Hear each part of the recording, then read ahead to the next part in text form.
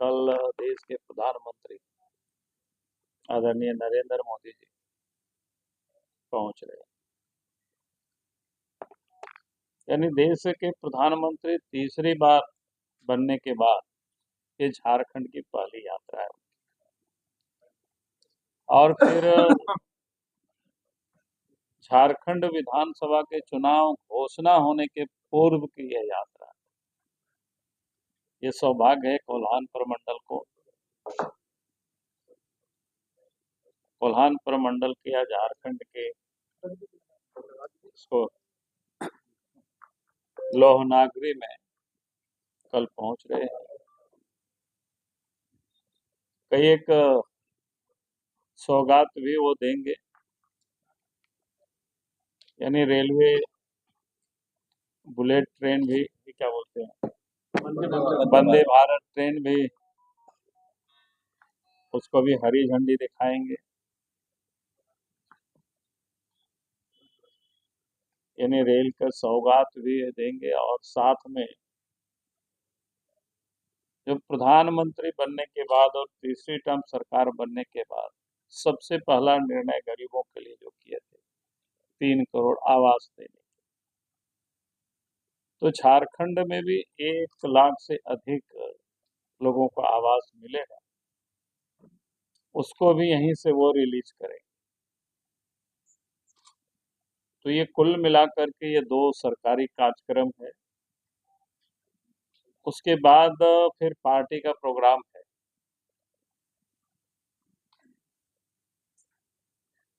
आपका क्या जगह क्या है? वोल्टास बिल्डिंग से road show. Voltas building road show. Voltas, हाँ जी। वोल्टास बिल्डिंग से गोपाल मैदान तक करीब करीब 1 किलोमीटर होता है, वहाँ तक रोड शो होना है और गोपाल मैदान में फिर जनता को संबोधित करेंगे। हम आप सब लोगों से निवेदन जरूर करेंगे, कल आप सब लोग उसके साक्षी बने, आप सब लोग वहाँ जरूर उपस्थित होंगे,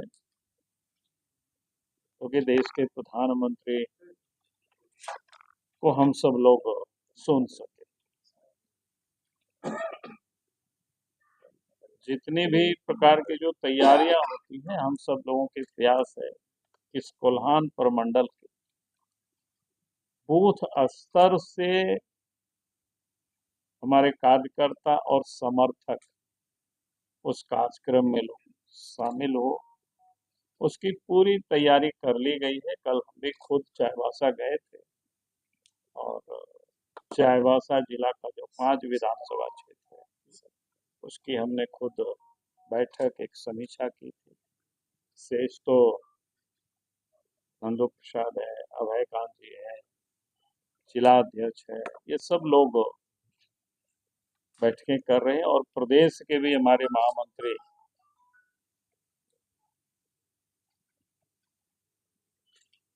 आदित्य साहू जी यहाँ पर कैंप किए हुए हैं। उसके साथ साथ रात में हमने समाज के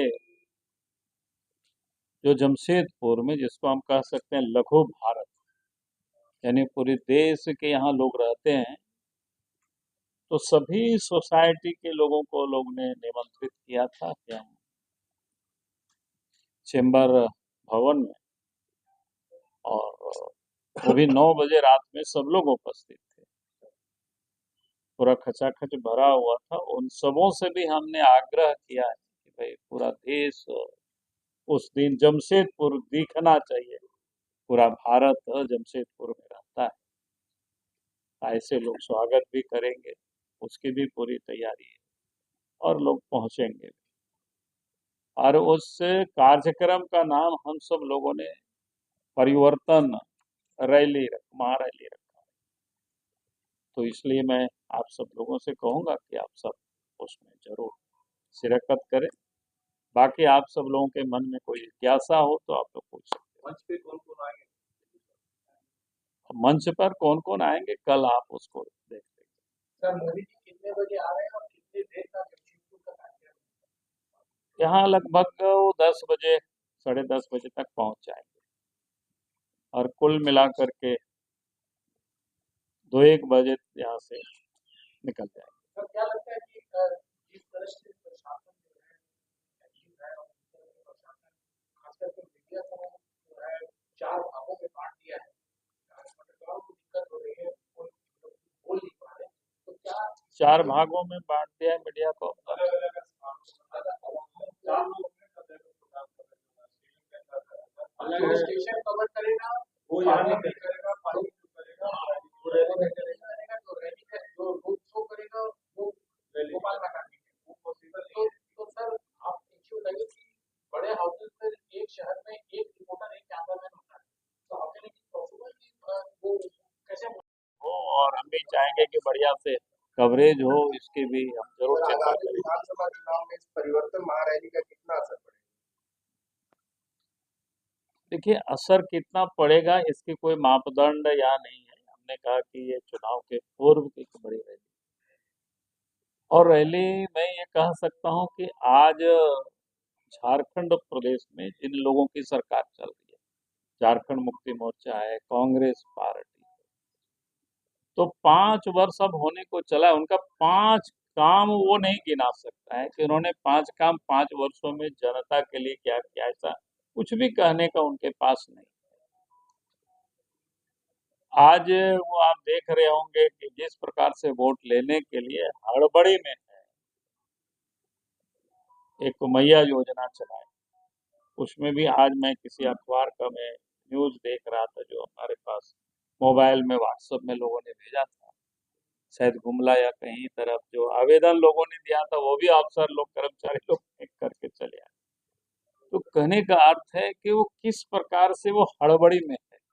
अरे जो योजना चला रहा है ये भी 1-2 साल पहले से चला सकता था और इनकी क्रेडिबिलिटी इतनी कम है कि पहले भी आप याद करिए 2019 में जब चुनाव हो रहा था विधानसभा की, तो इनके घोषणा पत्र में था कि गरीबों को हम 72,000 रुपया देंगे। उनके घोषणा पत्र में था कि महिलाओं को 2,000 रुपया चूल्हा खर्च देंगे महीना में। उनके घोषणा पत्र में था नव विवाहिता को सोने की सिक्का देंगे। उनके घोषणा पत्र में था जो विधवा है, दिव्यांग है, वृद्ध है, 2,500 रुपया महीना में पेंशन देंगे। उन्होंने 10 लाख से अधिक ग्रीन कार्ड बनाया था और कहा था कि मुफ्त में हम राशन देंगे, लेकिन दिया नहीं। उन्होंने घोषणा किया था कि 5 लाख नौजवानों को हम नौकरी देंगे और यहाँ तक यहीं पर निर्मल महतो की शहादत स्थल है, वहां तो उन्होंने भाषण में कहा था, आप सब लोगों के पास रिकॉर्ड निकाल करके देख लीजिएगा कि शिबू सोरेन का बेटा है, अगर हम नौकरी नहीं देंगे तो राजनीति से संन्यास ले लेंगे। फिर विधानसभा में उन्होंने घोषणा किया था कि जिनको रोजगार नहीं मिलेगी बीए पास को 5,000 और एमए पास को 7,000 रुपया भत्ता देंगे। उन्होंने घोषणा किया था, कैबिनेट से निर्णय लिया था कि गरीबों को महीना में 25 लीटर क्या बोलते हैं पेट्रोल देंगे सब्सिडी में। लेकिन एक भी ऐसा नहीं घोषणा है, मैंने कुछ घोषणा को यहाँ आप सबके समझ रखा है। बाकी तो कहा था कि यहाँ झारखंडियों को 25 करोड़ तक की टेंडर में प्राथमिकता देंगे यहाँ के मूलवासियों को, ऐसे अनेक घोषणाएं उन्होंने किया, लेकिन एक भी घोषणा सर जमीन पर नहीं होता रहा। और 1,000 रुपया भी इनको देना था तो कम से कम 1 साल पहले से देते, देखिए वो भी नहीं किया। तो जनता अच्छी तरह से जानती है और इस बार इनको इसकी कीमत चुकानी पड़ी। सर आपका कोई लोग भी शामिल होंगे दूसरे दल के विधायक किसी संपर्क में है क्या? 15 तारीख को नहीं, उस दिन कोई शामिल नहीं हो। एक मापदंड तय है कि प्रधानमंत्री का इस प्रकार के कोई कार्यक्रम होता है वहां तो किसी को शामिल नहीं करते। जीएमएम वाले बोल रहे हैं कि भाजपा केवल कॉर्पोरेट डेमोग्राफी की बात कर रही है, समाज को झारखंड से अलग करना चाहती है, उनके पास मुद्दा नहीं है, उन मुद्दों को लेकर के वो विधानसभा को टारगेट करते देखो, मैं कह रहा हूं कि अगर डेमोग्राफी बदली है तो वो बिल्कुल सर्वविदित है, उसमें तो कहीं कोई दो मत है नहीं। और अब तो हाई कोर्ट में आपके जमशेदपुर के कोई दनिश नाम के लड़का ने क्या बोलते हैं पीआईएल फाइल किया है। और उसके बाद कोर्ट ने भारत सरकार को भी, राज्य सरकार को भी, सबको नोटिस किया। राज्य सरकार ने तो हाथे झाड़ दिया, बोला कि कहीं कोई घुसपैठ है नहीं।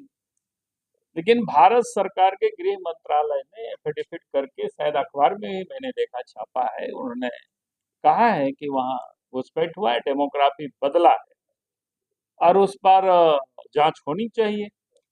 अब आगे देखते कोर्ट का क्या निर्णय आता है। हम तो बार बार मांग कर रहे हैं भाई, जो डेमोग्राफी बदला है और खास करके ट्राइबल की पॉपुलेशन में तो बेहताशा, 1951 से लेकर के 2011 तक जो सेंसस हुआ है प्रत्येक 10 वर्षों में 16% की कमी आई।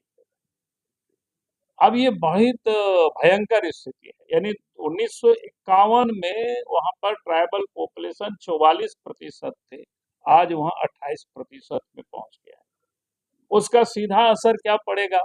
लोकसभा और विधानसभा में जो सीटों का रिजर्वेशन है ट्राइबल को, वो आबादी के प्रोपोर्शनेट है। सरकारी की सेवाओं में भी जो रिजर्वेशन है आबादी के प्रोपोर्शनेट है। आगे जब भी सीमांकन होगी रिजर्व सीटें उनके लिए घटेगी। तो ये बड़ा खतरनाक स्थिति। आखिर क्यों ऐसा स्थिति पैदा हुई, किनकी आबादी बढ़ी? तो उसमें से आप देखेंगे तो सबसे अधिक अगर कोई बढ़ा है आबादी तो मुसलमानों की बढ़ी। हिंदुओं की आबादी बढ़ी नहीं है। मुश्किल से झारखंड में हम देखते हैं तो 3% की, या संथाल परगना में 3% की आबादी बढ़ी है हिंदुओं की, जो अन्य पॉपुलेशन है। तो एक तरफ ये आबादी घटी है और एक तरफ आबादी बढ़ी है, तो कारण क्या है कि बंगाल और बांग्लादेश से संथाल परगना की सीमा जुड़ता है। धीरे धीरे करके बंगाल आते हैं, बंगाल से धीरे धीरे करके झारखंड और देश के अन्य हिस्सों में भी लोग घुसे हुए, तो दुनिया जानती है इस बात को। आज की मोदी सरकार नहीं, पहले भी भारत सरकार ने इसको एडमिट किया है कि भाई देश में घुसपैठ हुआ है बांग्लादेश से। और उसके लिए आसाम में तो एनआरसी हुआ और हम सब लोग मांग कर रहे हैं कि भाई वहां सरकार छानबीन करे कैसे इतना पॉपुलेशन कम हुआ है ट्राइबल की। आपकी सरकार आएगी तो आप लोग एनआरसी पे काम करेंगे? नहीं, मैंने तो बार बार कहा है कि चुन चुन करके जो बाहर से घुसपैठ हुआ है उसको वहां से निकाला जाए।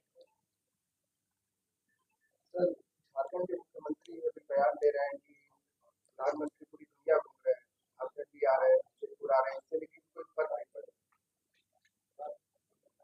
अब वो बोलने का तो बोलेगा ही ना भाई, फर्क नहीं पड़ता तो बोलता भी नहीं, क्योंकि फर्क तो इतना पड़ चुका है। अब इतनी ताबड़तोड़ आप देख रहे होंगे कि रोज नई नई घोषणाएं कर रहे हैं। पूरे 5 साल कुछ किया नहीं, लेकिन चुनाव आ रहा है तो रोज उसी से समझ में आता है कितना वो परेशान हो चुके हैं। हमें लगता है कि शायद उनको रात में भी नींद नहीं आ रही है। थोड़ा सा पता कर लेंगे आप लोग तो अच्छी तरह से पता चल जाएगा।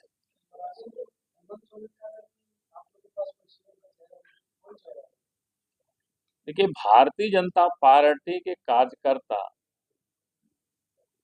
मैं कह सकता हूं कि भाई हेमंत सोरेन से 100 गुना अधिक झारखंड के बारे में सोचते हैं, देश के बारे में सोचते हैं। हेमंत सोरेन तो अपने परिवार और पैसे से अधिक वो सोचते ही नहीं। उत्पाद विभाग में पीरा जमशेदपुर के युवा की मौत हुई, जो दौड़ में बहाली की दौड़ पीरा जी।